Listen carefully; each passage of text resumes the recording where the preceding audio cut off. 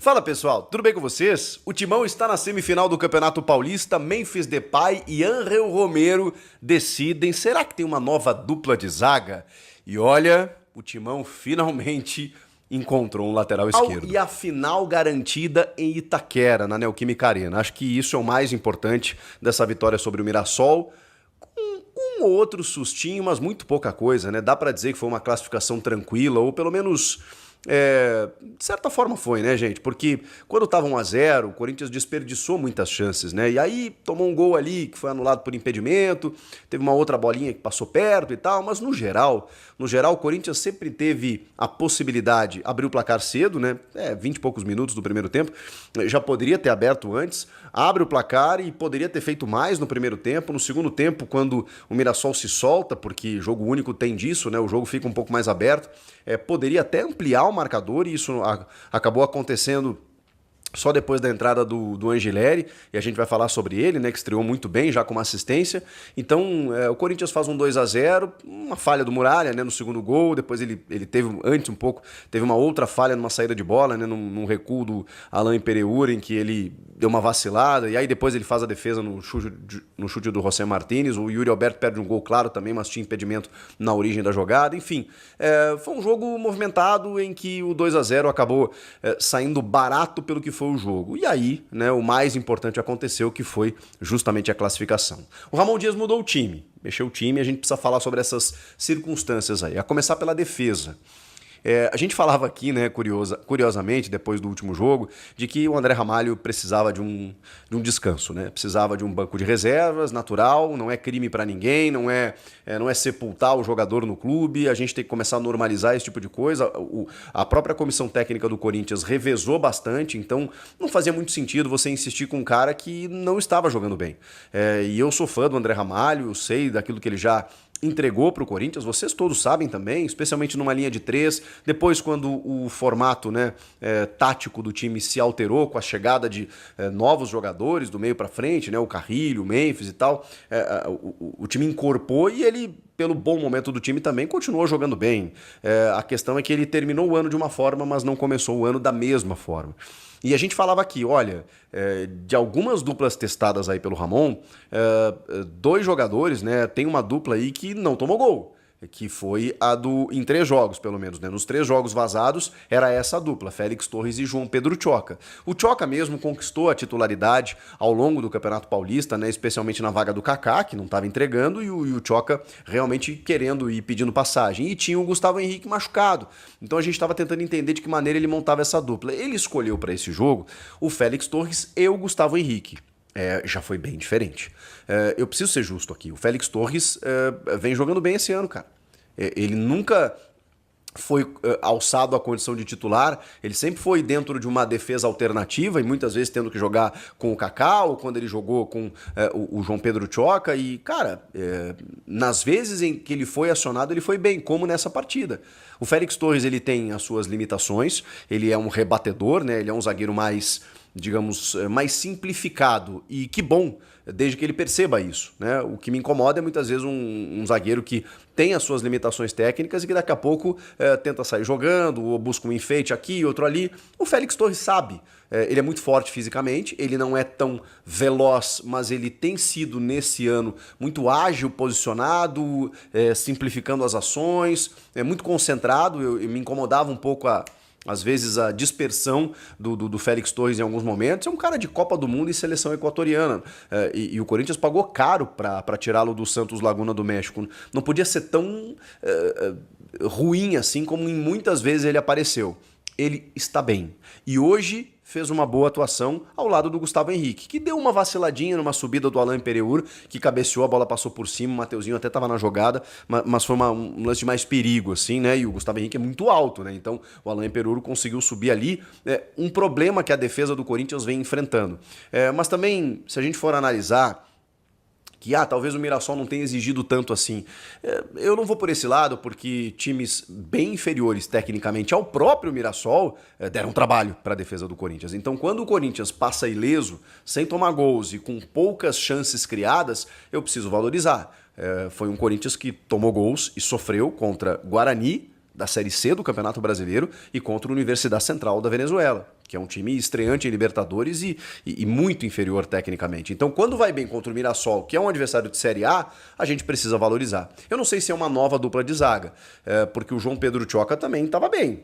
Não sei se tem uma questão aí do Gustavo Henrique precisar jogar, porque, enfim, terminou bem a temporada também, né? Eu preciso de mais tempo para vê-lo, mas foi um teste com 2 zagueiros que estão bem, e eu preciso referir que Félix Torres é um deles. Nas laterais, o Mateuzinho acho que fez um jogo correto, nada demais também, né?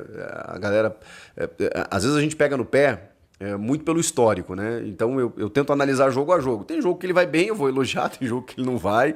Enfim, eu já falei aqui que eu não acho que ele seja a solução para o Corinthians. Tô vendo um movimento muito importante na lateral esquerda que eu gostaria de ver na lateral direita, mas não vai acontecer agora porque a janela fechou, inclusive, né? Mas aí a gente vai para a esquerda e aí temos uma solução. Temos uma solução. Não, o Corinthians agora tem lateral. E eu não estou sendo exagerado pelos poucos minutos que o Angileri atuou e acabou dando uma assistência para o Memphis, que inclusive garantiu aí a classificação do time. Não é só isso. É porque a comparação, o nível de comparação, ele é gritante nesse momento quando você tem o Hugo e o Matheus Bidu. O Matheus Bidu, cara, assim, eu reconheço que ele terminou o ano passado muito bem, deu uma volta por cima, estava emprestado, negociado, virou titular na bola, conquistou isso, fez gols importantes, né? Terminou a temporada num time muito ajustado e ele funcionando, isso super reconheço. Esse ano ele não tá bem, especialmente defensivamente, quando a exigência começa a ser um pouco maior para o time, aí você olha e fala assim, bom, o nível de jogadores que o Corinthians tem, ele exige um nível maior em outras posições, e aí nas laterais eu entendo que não seria o caso de Mateuzinho e Matheus Bidu, muito menos o Hugo, mas muito menos o Hugo. Então assim, quando você tem, e o Palácios não dá para contar, o Angileri, que chega e veste a roupa de um lateral e ocupa bem aquela função, e é um cara equilibrado defensiva e ofensivamente, é um cara que inclusive se prontificou a jogar de zagueiro, ou seja, ele tem uma recomposição muito boa e ao mesmo tempo uma subida como a que ele deu, gente, é coisa de lateral de ofício. Ele avançou com a bola dominada, a marcação foi diminuindo demoradamente, porque ele teve espaço para jogar, como eu disse, o Mirassol ofereceu isso, e aí ele olha para a área, olha para a bola, olha para a área, e aí ele não olha mais pra bola, ele só bota na cabeça do Memphis. O Muralha falhou, caiu pra dentro do gol, não sei o quê, a bola tava em cima dele. Exploda-se. O Memphis fez o movimento correto, a assistência foi maravilhosa e ele cabeceou pra fazer o 2-0. O Memphis também merece um capítulo, cara. O Memphis jogando numa função um pouco diferente, porque as mudanças não pararam por aí, né? O Ramon começou com o Bidu, depois colocou o Angileri, e no meio de campo, ele abriu com o Martínez, Carrilho na direita, o Bidon na esquerda, e o Memphis ele não foi necessariamente o meia atrás dos atacantes, mas ele foi um camisa 10, né, jogando um pouco mais de trás, mas mais pelo lado esquerdo, caindo por dentro, né, fazendo esse movimento, esse balanço. O Romero e o Yuri se alternando lá na frente no ataque. Com isso, uma disciplina tática muito importante, especialmente do Romero e do Memphis, né? O Romero mais pela direita, o Memphis mais pela esquerda, e os dois cobrindo laterais, né? O Reinaldo é um cara que sobe muito, especialmente pelo lado esquerdo, né? Então eles tiveram esse compromisso. Claro que o Memphis ainda com algumas limitações. Terminou o jogo, vi até ele sem camisa, me pareceu mais sequinho, assim, né? Eu vi a galera comentando que ele tava mais pesado. Acho que não. Acho que ele tá entrando na forma e, cara, os números dele são inquestionáveis, né? Você pode pegar um jogo do Memphis no Corinthians, invariavelmente, ou ele dá uma assistência ou ele faz um gol. Ou ele participa da jogada, ou ele influencia no jogo de alguma maneira. Não dá para desconsiderar o que o Memphis faz para o Corinthians, né? E está classificando, sim, o Corinthians para uma semifinal, junto do Romero. O primeiro gol é uma cabeçada muito mais difícil de pegar que a segunda, né? Rasante, numa cobrança de escanteio do Memphis. Ele no meio da defesa se abaixa até para poder fazer o cabeceio. E o Romero, enfim, 66 gols com a camisa do Corinthians, né? Passando o Jô, inclusive, como artilheiro do século XXI, que o Jô 65, agora ele 66. São 42 gols na Neoquímica Arena, dono máximo, né, desse estádio. onde ele se sente muito bem à vontade e é um cara importante, um cara de grupo, que às vezes até ocupa um espaço à frente do Thales Magno, coisa que a gente contesta um pouco, mas não dá pra dizer que ele não entrega também, né? Pode ser que um jogo ou outro ele passe batido, pode ser que o Romero daqui a pouco perca alguns gols e tal, mas daqui a pouquinho o Romero tá lá ajudando, colaborando, brigando. A gente conhece o Romero e vocês conhecem mais do que eu, né? Então foram dois caras importantes que resolveram a parada com seus gols, o Memphis com a sua assistência e o seu gol também, veja só, né? Um cara que tá sempre com números positivos. Então não dá pra gente desconsiderar isso. O Garro entra mais pra reta final, imagino eu que numa preservação, já que o Garro volta depois dos demais, emenda uma sequência gigantesca aí, né? O Corinthians tá com 15 jogos já no ano, uma coisa louca, de 3 jogos, jogos de 3 em 3 dias, e o Galo precisava num descanso, tem um jogo importantíssimo, tem uma viagem pro Equador na quarta-feira, e na semana que vem tem outro jogo importantíssimo, que pode ser um clássico, na semifinal do Paulista, então não tem sossego agora, gente, e eu entendo esse descanso pro Garro num jogo teoricamente mais controlado. O ideal seria testar o Coronado também, né? Que eu acho que teve boas oportunidades quando o Garro não estava, e aí depois quando o Garro voltou, ele simplesmente não jogou mais, mesmo quando o Corinthians precisava de um meia. Ou era o Memphis por ali, ou era o Thales Magno por dentro, e o Coronado simplesmente, né, entrando em minutos finais de partidas e tal. Coisa que eu sempre questionei, porque é um cara que tem uma qualidade que você precisa dar um tempinho um pouco a mais pra ele, pra gente até poder cobrar, né? Dá uns 20, 25, 30 minutos pro cara, não 5, né? Uns 5, 10 minutos, aí é mais difícil. Mas ele machucou, nem foi relacionado pro jogo, por conta de uma lesão muscular aí, nem tava relacionado, que é uma pena, porque eu acho que hoje ele teria jogado. De qualquer forma, o Garro entra ali, né, nos minutos finais, e aí tem uma troca tática também, né, porque aí entra o Alex Santana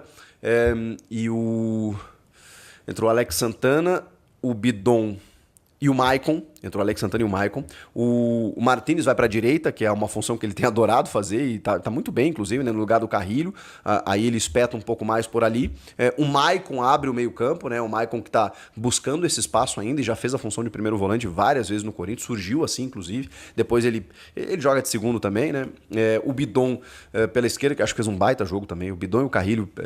Putz, cara, esses caras não jogam mal, como eles casaram ali nesse meio campo, mesmo que você mude o sistema, né, sendo um 4-3-3, não um 4-4-2, não um losango, ou tendo 3 atacantes, ou um meia com dois atacantes, né, ou um ponta mais aberto, enfim, de qualquer maneira que você jogar, tendo esses dois meio campistas ali, o time constrói bem, o time funciona. Então eu tenho boas expectativas com relação a esse formato, né? Mesmo que você altere um pouquinho ali do meio para frente, né? Um repertório que o Ramon tá tentando adotar aí, né? Nesse Campeonato Paulista. Não sei se a fase de testes ela ainda pode existir, né?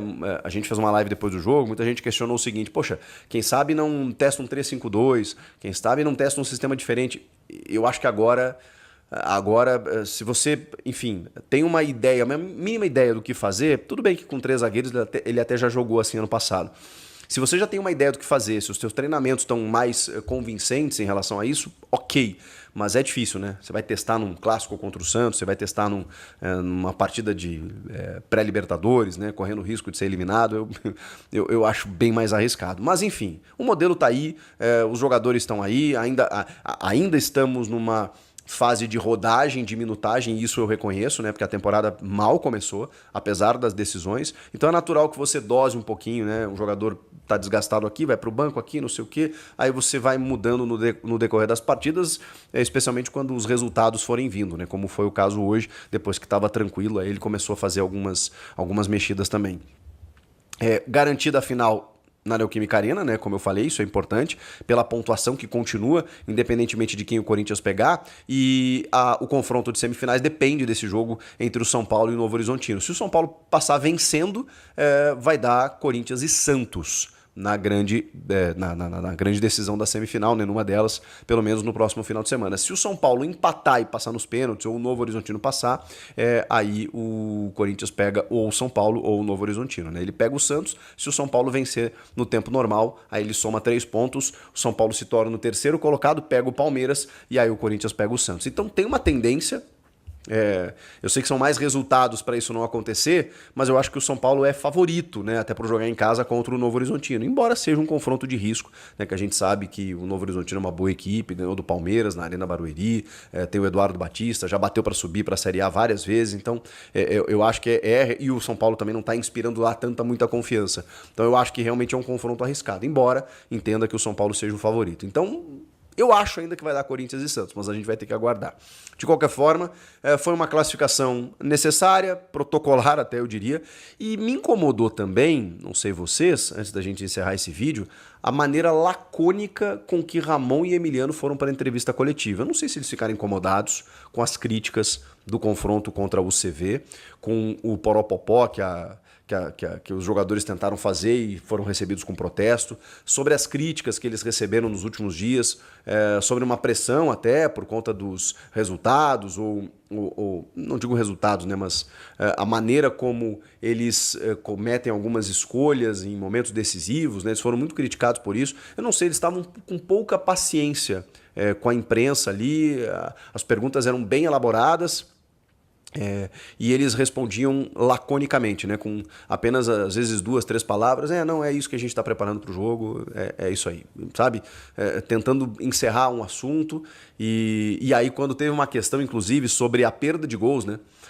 Do tipo assim, pô, incomoda vocês, né? O fato do Corinthians tá criando oportunidades, mas está desperdiçando, porque pode fazer falta em algum momento e tal. E aí o Emiliano olhou com um tom meio irônico, assim, do tipo...